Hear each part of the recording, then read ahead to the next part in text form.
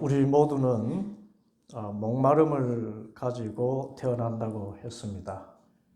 그래서 사람이라면 의식주의 욕구를 넘어서서 자아 실현의 욕구가 있고, 또 구체적으로 말하자면 관계의 목마름과 인정의 목마름을 가지고 있다고 했습니다.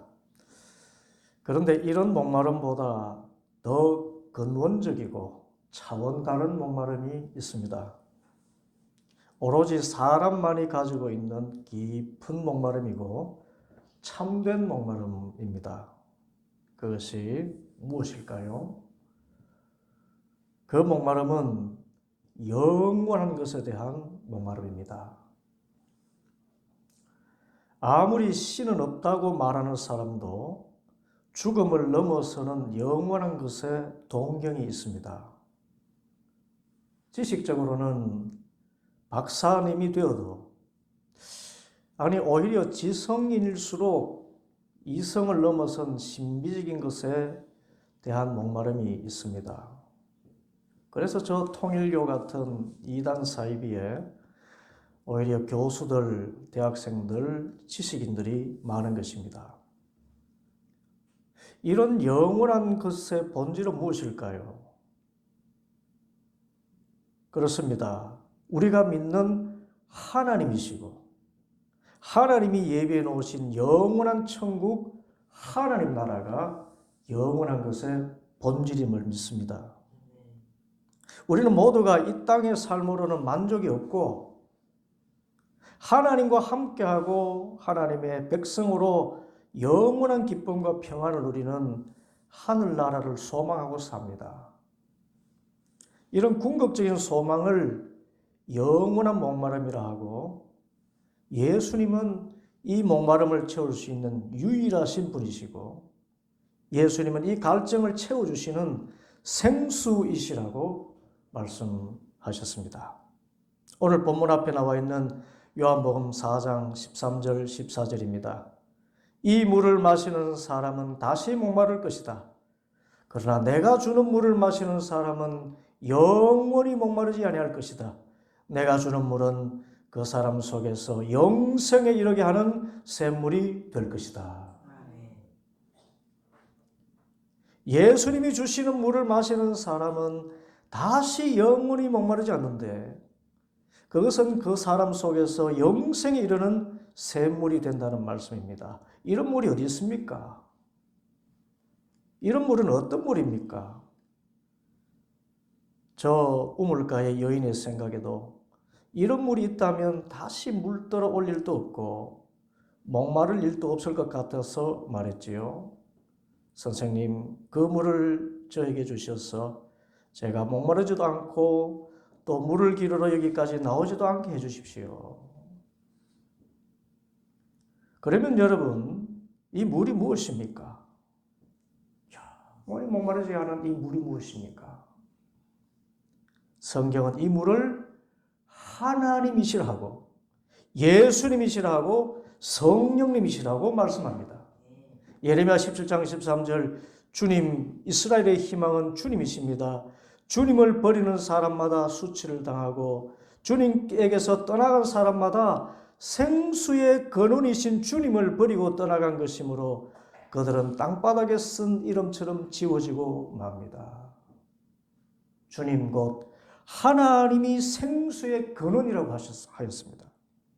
생수 가운데 생수가 하나님이십니다.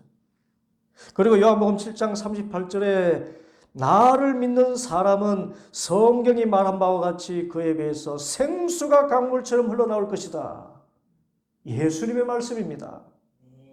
예수님이 생수이시고 예수님을 믿는 사람 안에 거하시는 성령님이 생수라는 것입니다.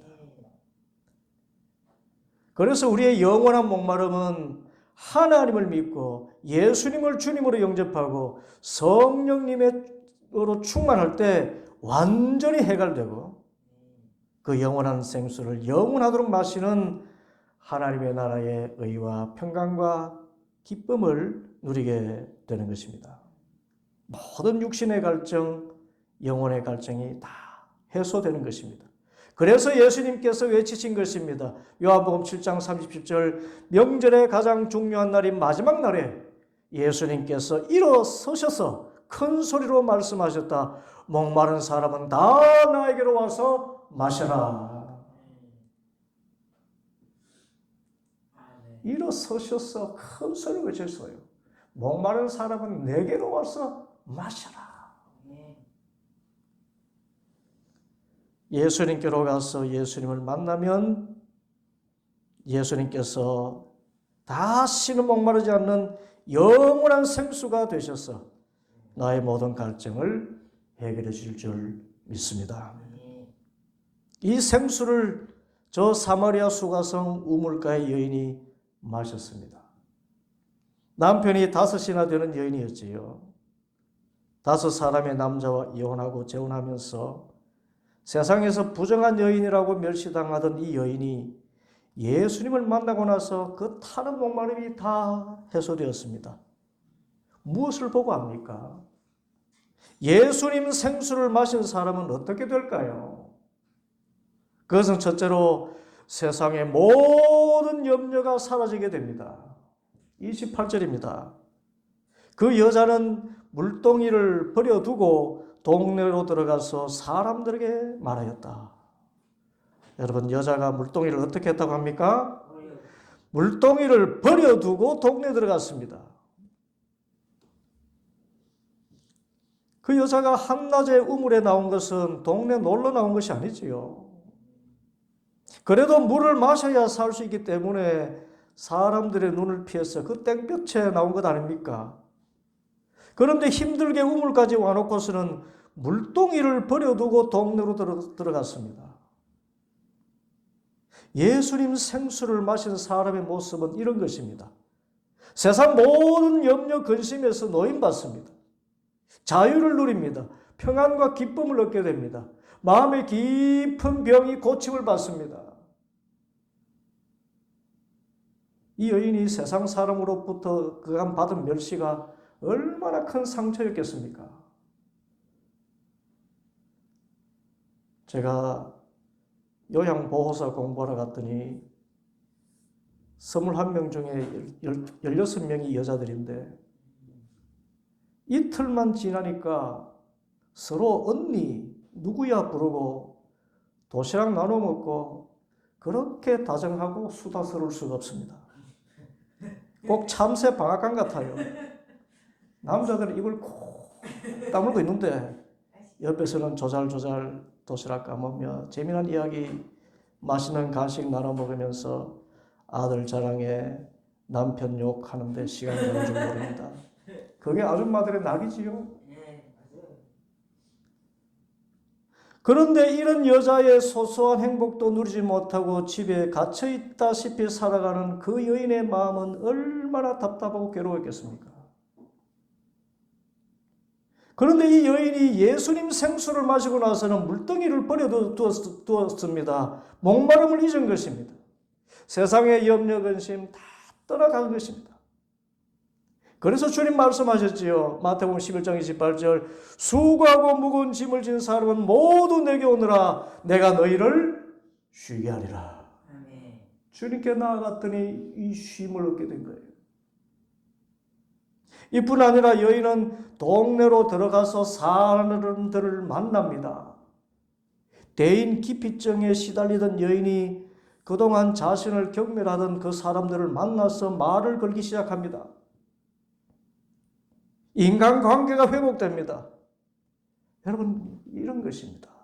예수님 믿고 성령의 생수를 맛보면 내 안에 염려와 근심, 부정적인 생각과 낙심, 절망은 다 사라지고 신기하게도 사람을 사랑하게 돼요. 또 웬만하면 용서하게 됩니다. 또 미워하다가도 곧 다시 친해집니다. 하나님이 사랑이시고 예수님이 사랑이시고 성령님이 사랑의 생수이시기 때문입니다. 예수님은 이 한 여인, 사마리아인으로서 종교적으로도 소외되고 사회적으로도 소외되고 마음의 병까지 깊은 이 이런 양 한 마리를 찾으시려고 모든 유대인이 기피하는 길을 따라서 사마리아로 오시고, 그것도 식사도 하지 않으신 채 피곤한 채로 한낮 정오에 그 우물가에 찾아오신 건 아닙니까? 사랑입니다. 이 사랑의 예수님 생수를 마셨기 때문에 내 속에서 사랑이 솟아나고 기쁨이 솟아나는 것입니다. 동네 사람들이 얼마나 놀랐겠습니까? 아마도 동네 사람들은 모두 처음에는 저 여자가 미쳤나 하지 않았겠습니까? 예수님 믿었더니 미쳤구나 할 만큼 모든 염려에서 놓이고 마음과 평안과 기쁨과 사랑을 회복하고 사람이 완전히 달라진 것입니다. 예수님 생수를 마시면 이렇게 돼요. 그래서 둘째로 예수님 생수를 마신 사람은 예수님을 닮게 됩니다.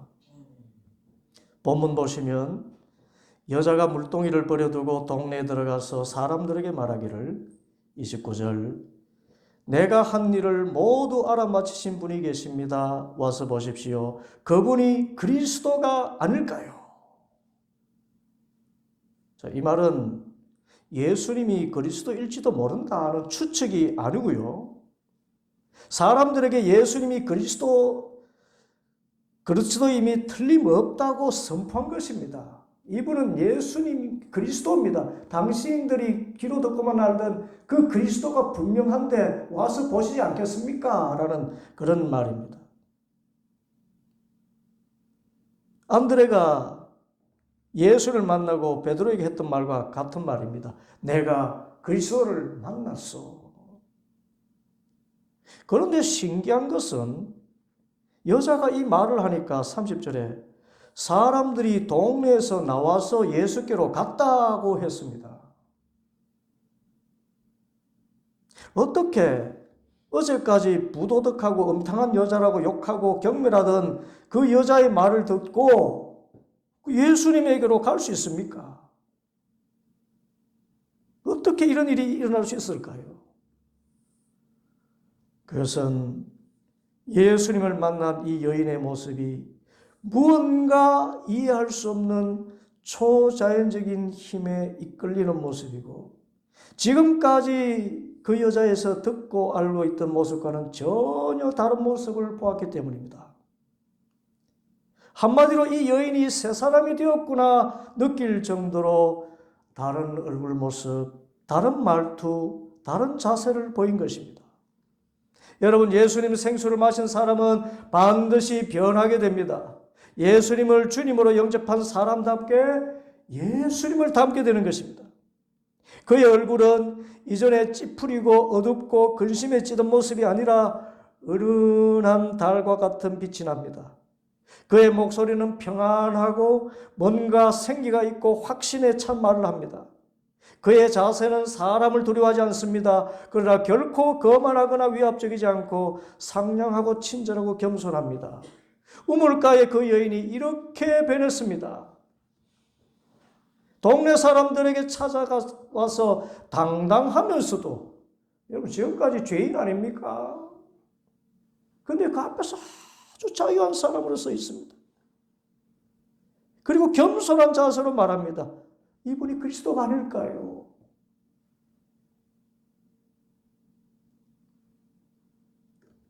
그래서 이 여인을 보고는 이 여인에게 무슨 일이 있었는가? 이 여인이 만났다는 예수님이 과연 어떤 분이시길래 이 여자가 이렇게 변했는가? 호기심이 생긴 것입니다. 이 여인에게서 이전에 찾을 수 없던 거룩한 매력을 느낀 것입니다. 여러분, 예수님 생수를 마신 사람은 세상 사람들에게 아주 매력적인 사람으로 변해요. 밝거든요. 따뜻하거든요. 당당하거든요. 겸손하거든요. 얼마나 매력 있게 변하는지요.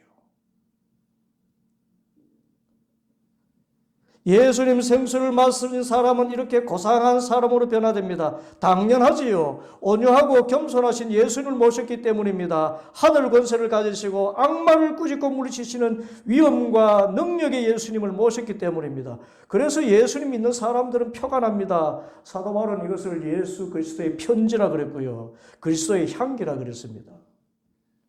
내게서 예수님 향기가 나고 내게서 예수님을 읽을 수 있는 사람, 그가 예수님 생수를 마시는 사람인 것입니다. 그런데 우리가 예수님을 닮는 모습 가운데 가장 극적인 모습이 있습니다. 예수님 닮아서 온유하고 겸손하고 당당하고 위엄 있는 것도 큰 변화지만 오늘 말씀처럼 예수님 생수를 마신 사람은 예수님을 전하지 않고는 견딜 수 없는 마음을 갖게 됩니다. 이것이 가장 극적인 변화예요. 예수님을 그리스도라고 전하고 영생의 복된 소식을 전하지 않고는 살 수 없을 것 같은 마음을 갖게 됩니다. 그 자발적인 복음 전도자가 되는 것입니다. 이 우물가의 여인이 예수님 생수를 마신 후에 한 말이 복음 아닙니까? 29절 와서 보십시오. 그분이 그리스도가 아닐까요? 곧 예수님은 주님이시며 그리스도이십니다. 예수님을 믿는 사람은 그와 그의 집이 구원을 얻게 될 것입니다. 선포하고 전하게 된 것입니다. 담대하지요. 자기를 경멸하던 사람들 앞에서 그들이 어떤 욕을 할지 모르는데 이 여자가 미쳐날 수도 있고요. 어디 부도덕한 여자가 우리한테 와서 찌끄러대느냐. 그렇게 흉을 볼 수도 있는데 거기서 와서 보십시오. 이분이 그리스도가 아닙니까? 복음을 전하는 것입니다. 담대하게. 전하지 않고는 견딜 수 없는 마음이 된 것이에요. 여러분 이것이 전도의 비결입니다. 우리가 전도 그러면 전도 폭발 훈련, 사형리 훈련을 배우고 또 사람을 만나서 어떤 말을 해야 되는가 그 상황에 맞는 접촉점을 찾는 훈련을 해야 된다고 생각하지만 이 모든 일은 예수님을 인격적으로 만나고 성령 세례를 받으면 너무나 자연스럽게 일어나는 일입니다. 복음 전하는 일을 내 삶의 사명으로 알고 살게 됩니다. 이런 복음 전도자의 사명을 예수님은 나의 양식이라고 표현했습니다. 본문 27절 보면 이제 제자들이 돌아와서 보니 예수님이 웬 여자와 말씀을 나누시는 것 아닙니까? 분명히 사마리아 여자고 한낮에 나온 여인이니까 이상한 사람이라고 생각되었지만 어찌하여 이 여자와 말씀을 나누십니까? 묻고 따지는 사람이 한 사람도 없었습니다. 왜일까요? 그만큼 예수님을 만난 그 여인이 분명 사마리아 사람의 모습이지만 예수님과 얼굴과 얼굴을 대하고 이야기할 정도로 자유롭고 당당하고 기품 있는 사람의 모습을 보이기 때문입니다. 이제 여자가 동네로 들어간 동안에 제자들은 예수님께 점심을 드시라고 권합니다. 랍비님 잡수십시오. 그러자 예수님께서 이렇게 말씀하셔요. 32절에 나에게는 너희가 알지 못하는 먹을 양식이 있다. 뭐가 있다고요? 양식이 있다. 내게는. 어리둥절해진 제자들은 누가 잡수실 것을 가져다 드렸을까? 아까 그 여자가 드렸는가? 생각하는데 34절 예수님께서 그들에게 말씀하십니다. 나의 양식은 나를 보내신 분의 뜻을 행하고 그분의 일을 이루는 것이다. 받아합시다. 나의 양식은 나를 보내신 분의 뜻을 행하고 그분의 일을 이루는 것이다. 무슨 뜻입니까? 여러분, 사람이 밥을 먹지 않으면 살 수가 없지요. 양식은 살아가는데 필수적인 것입니다. 그런데 예수님의 양식은 육신의 양식과는 차원 다르게 하나님의 뜻을 행하고 하나님의 일을 이루는 것이라 말씀하시는 것입니다. 세상의 밥은 못 먹어도 나를 보내신 하나님의 뜻을 행하고 하나님의 일을 이루는 것은 내가 살아가는 이유고, 이것하지 않으면 나의 존재 이유가 없다고 선언하신 것입니다. 무엇입니까? 사명입니다. 성령의 생수로 충만하신 예수님은 하나님 나라 복음을 전하고 모든 사람을 영생에 이르게 하는 이 구원 사역을 하지 않고는 결코 삶의 의미를 찾을 수 없는 바 사명의 사람이라는 것입니다. 그 생수 예수님을 마신 사람도 예수님을 닮아서 복음 전하는 것을 사명으로 알고 복음 전하지 않고는 견딜 수 없는 마음, 무슨 일이든지 하나님의 나라와 의를 먼저 구하는 사명의 사람이 된다는 것입니다. 여인이 예수님을 만나고 나니 성령님께서 힘을 주시는데 이 복음을 전하지 않고는 견딜 수 없는 마음을 주신 것입니다. 그래서 이 뜨거운 마음으로 사람을 두려워하지 않고 상황도 겁내지 않고 담대하게 복음을 전할 수 있었던 것입니다. 마치 사도행전 5장의 그 사도들 같습니다. 사도행전 5장에 보면 그 이전의 사도들은 예수님 때문에 해를 받을까 봐 골방에 숨어 지내던 사람들이었습니다. 그런데 성령의 생수를 마시고는 담대하게 복음을 전하는데 감옥에 갇히는 것도 두려워하지 않게 되었습니다. 어느 날 사도들이 감옥에 갇혔습니다. 그런데 밤에 주님의 천사가 옥문을 열고 이 생명의 말씀을 전하라고 하였습니다. 그래서 나가서 말씀을 전합니다. 감옥 문을 지키던 간수들은 이런 변이 없습니다.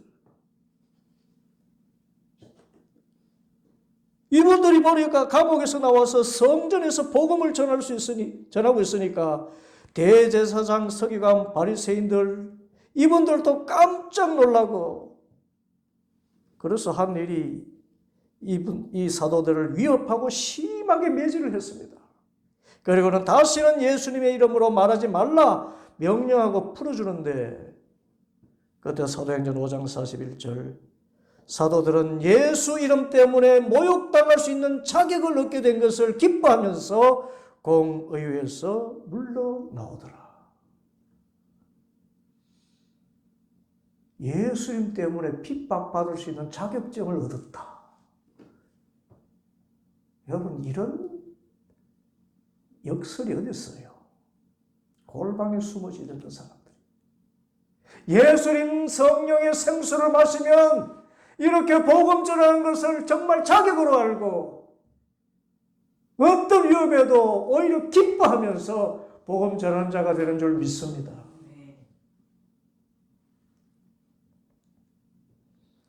셋째로, 예수님 생수를 마신 사람은 전도의 열매를 거두게 돼요. 예수님께서 그 사명 이야기하신 후에 말씀하십니다. 35절.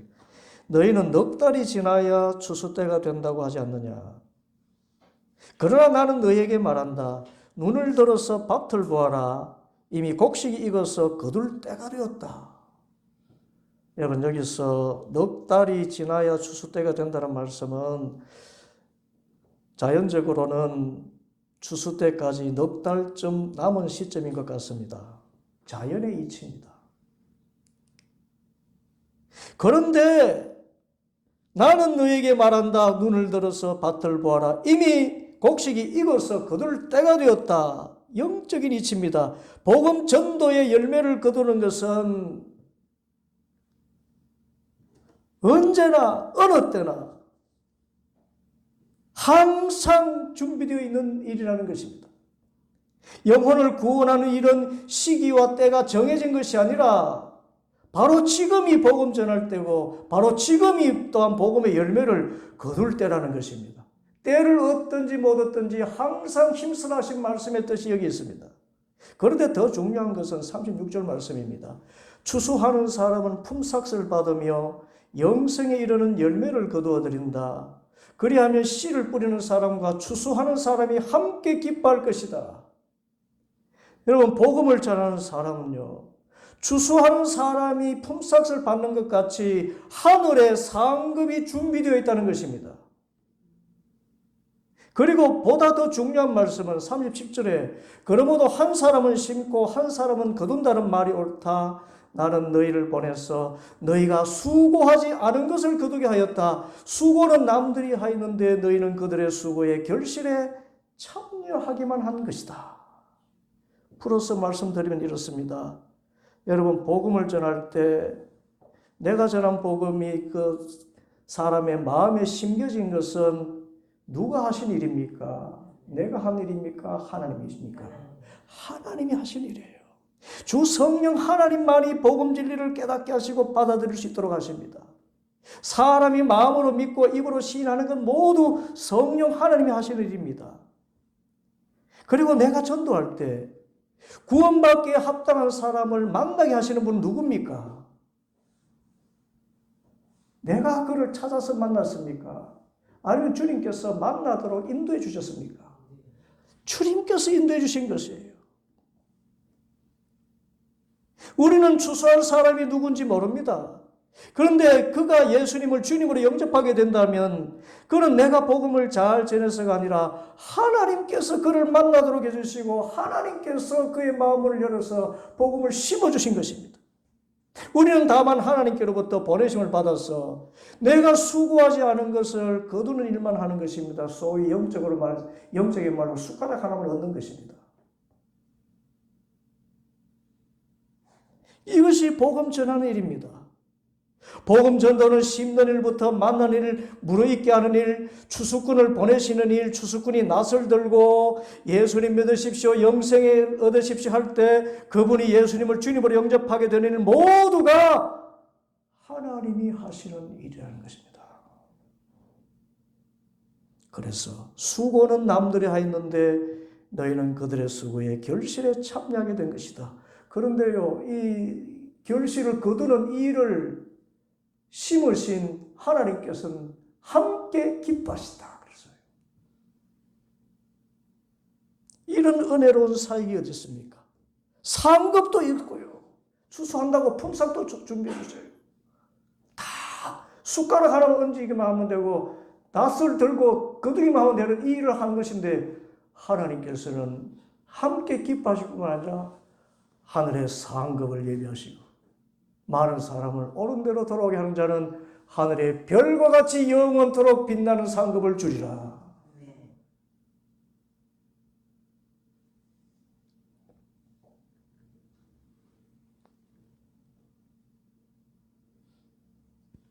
그래서 내가 전도해서 누군가를 예수님께로 인도했다면 그 일에 처음부터 마지막까지 다 하나님이 하셨다고 우리는 겸손히 고백해야 됩니다.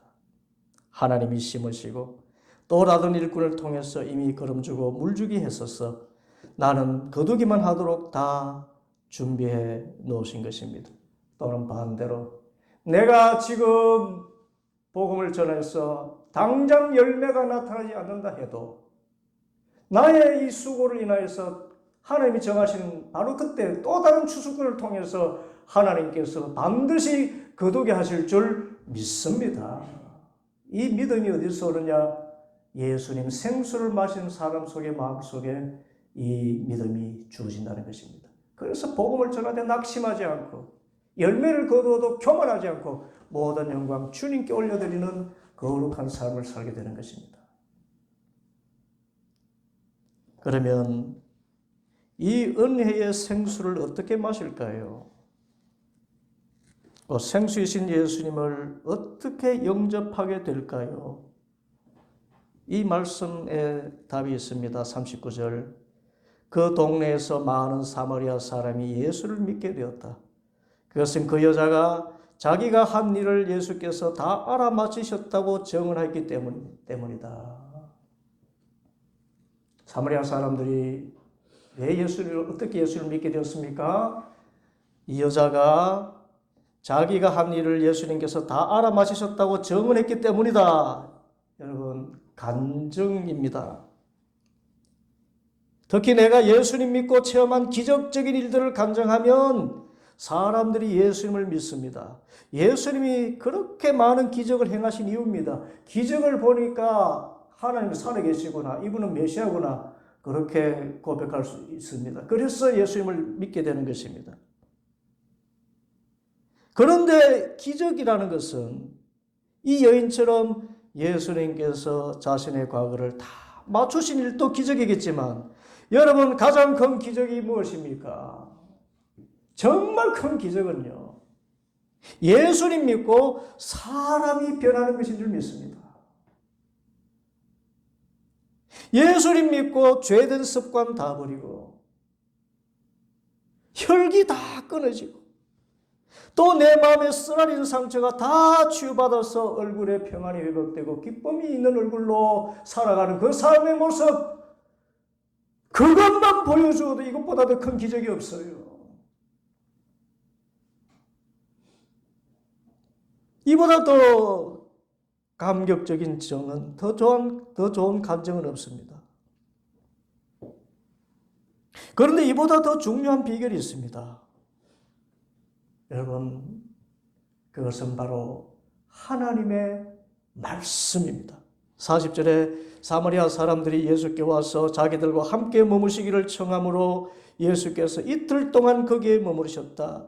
그래서 더 많은 사람들이 예수님의 말씀을 듣고 믿게 되었다. 그들은 그 여자에게 말하였다. 우리가 믿는 것은 이제 당신의 그 말 때문만은 아니요, 우리가 그 말씀을 직접 들어보고 이분이 참으로 세상의 구주이심을 알았기 때문이요. 할렐루야. 사람이 예수님을 믿게 되는 것은 어떤 기적적인 일을 보고 그런 체험을 한 사람의 감정 때문이기도 하지만 본질적으로 예수님의 입에서 나오는 그 말씀, 기록된 그 말씀, 성경 말씀, 그 말씀을 들을 때 믿음이 생기고 사람의 궁극적인 변화가 나타날 줄 믿습니다. 그러므로 생수이신 예수님을 마시는 비결 가운데 비결은 하나님의 말씀을 부지런히 읽고 묵상하고 열심히 듣고 기도하는 것입니다. 그때 성령님께서 내 눈을 여시고 내 귀를 여시고 내 마음을 여셔서 주님이 내 마음속에 임재하시는 그 길, 그것이 예수님 생수를 마시는 가장 귀하고 가장 바른 길이라는 것입니다. 말씀이에요.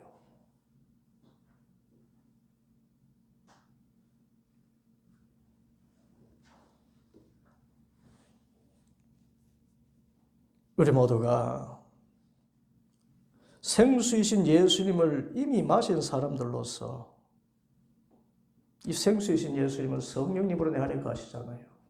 이 생수가 솟아올라서 충만히 차고 넘치도록 우리는 계속해서 기도하고 말씀을 묵상해야 됩니다. 그래서 세상의 모든 염려, 근심 다 물리치고 주님 주시는 신령한 은혜와 평강을 맛보고 이 영생의 복음을 주수꾼으로서 이미 하나님께서 정하신 모든 사람들에게 전해서 하늘의 상과 이 땅에서 하나님 나라를 누리는 복된 삶을 살아가는 우리 모든 성도들 되기를 간절히 소원합니다. 기도하겠습니다.